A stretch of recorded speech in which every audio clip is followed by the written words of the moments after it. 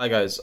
So I realized that a lot of the videos that I'm putting out now are really long, and it's because I'm quite lazy. And so what I tend to do is just record the practice session, and then give you a video of the whole practice session and no context or anything really. I talk a little bit during those videos, but I think I could do better.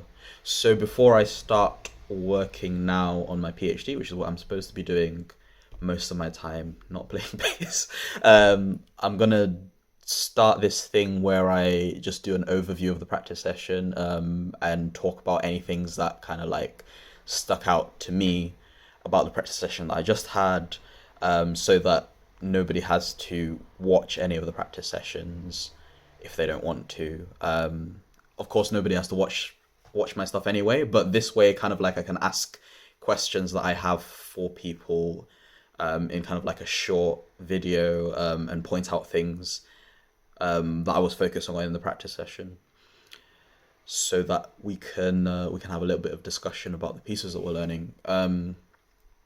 So with Struttin, what I did today, as it says in the post that I just put up, is look at the A sections and all of the different A sections that they have. So in strutting, there's like an A section which is similar to the F section, which is also similar to the I section.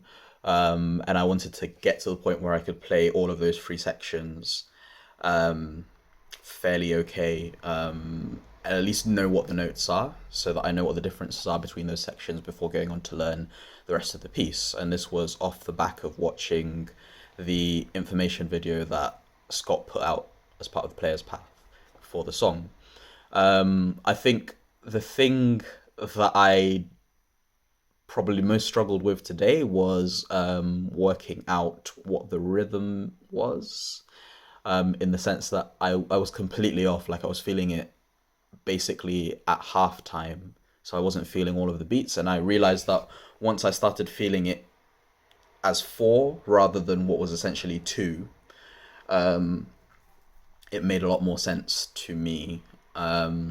And I could groove a little bit more with it. And that happens like at the end of the second video, basically, because I realized that, okay, so it says it's like 187 for a crotchet, but when I put my crotchets at like 70, I feel like it's going insanely fast. And then I looked at the video and I realized what was happening. So I think that one thing that I need to focus on personally is getting a bit more of the feel of the shuffle, and understanding the uh, the placement, because it's actually quite a fast feeling thing, which I wasn't internalizing evidently.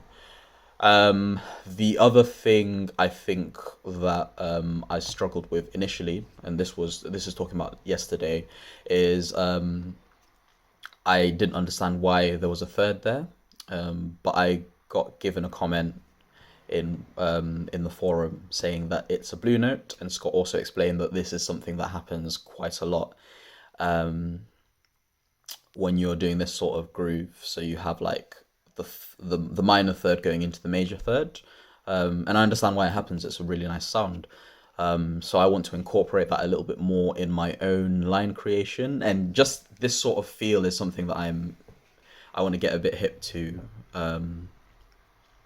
because it feels like whenever I try to create a line, and there's a cool groove going underneath it, I can't quite get into this sort of feel. So one thing that I'm going to record at some point in the near future is a video of me going through different permutations and different keys of the main groove of Struttin, so that I can get that feeling under my fingers across the fingerboard.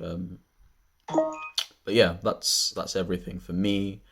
If you have any comments on the playing, or on what I've just said, feel free to drop me a bell in the comment section.